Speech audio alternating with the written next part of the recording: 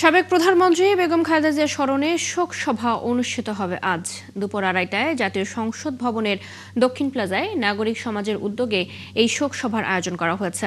এর মধ্যে শোক সভা আয়োজনের সব প্রস্তুতি শেষ হয়েছে। বিএনপির চেয়ারম্যান তারেক রহমান নাগরিক সমাজের উদ্যোগে আয়োজিত এই শোক সভায় উপস্থিত থাকবেন। আয়োজকদের পক্ষ থেকে বৃহস্পতিবার এক সংবাদ সম্মেলনে জানানো হয়েছে, এটি কোনো রাজনৈতিক কর্মসূচি নয়, বরং খালেদা জিয়ার প্রতি জাতীয় পর্যায়ের মর্যাদাপূর্ণ শ্রদ্ধা নিবেদনের একটি মানবিক উদ্যোগ। সাবেক প্রধান বিচারপতি সৈয়দ জে.আর. মুসাদ্দির হোসেনের সভাপতিত্বে এই শোক সভায় প্রধান উদ্যোক্তা হিসেবে থাকছেন অর্থনীতিবিদ অধ্যাপক ডক্টর মাহবুবুল্লাহ। আয়োজকরা জানান, নাগরিক সমাজের পক্ষ থেকে আনুষ্ঠানিকভাবে খালেদা জিয়াকে স্মরণ করা এবং তার আদর্শ থেকে অনুপ্রেরণা নেওয়ার দায়বদ্ধতা থেকেই এই আয়োজন করা হয়েছে। শোকসভায় অংশগ্রহণকারীদের সাদা কালো পোশাক পরে আসতে অনুরোধ জানিয়েছে আয়োজকরা।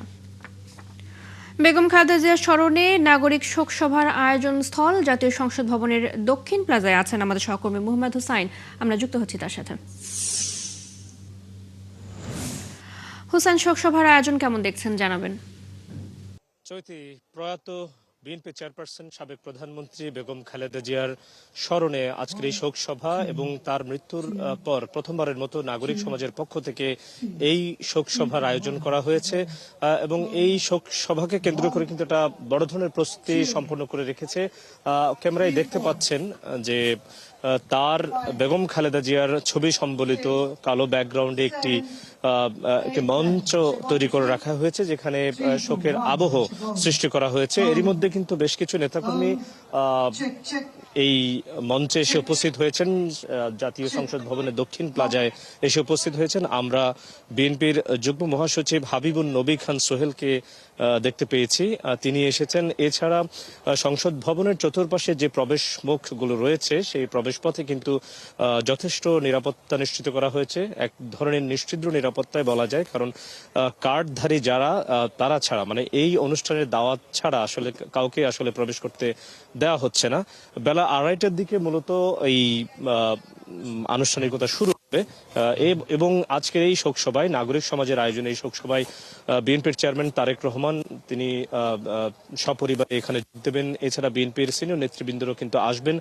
যদিও বলা হচ্ছে এটি একটি নাগরিক সমাজের পক্ষ থেকে, কিন্তু নির্বাচনের আগ মুহূর্তে এই শোকসভা বিএনপির নেতাকর্মীরা বলছেন যে আগামী নির্বাচনে বেগম খালেদা জিয়ার যে অনুপস্থিতি সেটি আসলে একটি অনুপ্রেরণা হয়ে থাকবে। যদিও তিনি শারীরিকভাবে তাদের সাথে নেই, তারপরেও কিন্তু আগামী নির্বাচনে কিন্তু এই তার যে শারীরিক অনুপস্থিতি সেটি কিন্তু তাদের অনুপ্রেরণা হয়ে থাকবে। এবং বেলা 2:30টার দিকে কিন্তু এই শোক সভার আনুষ্ঠানিকতা শুরু হবে।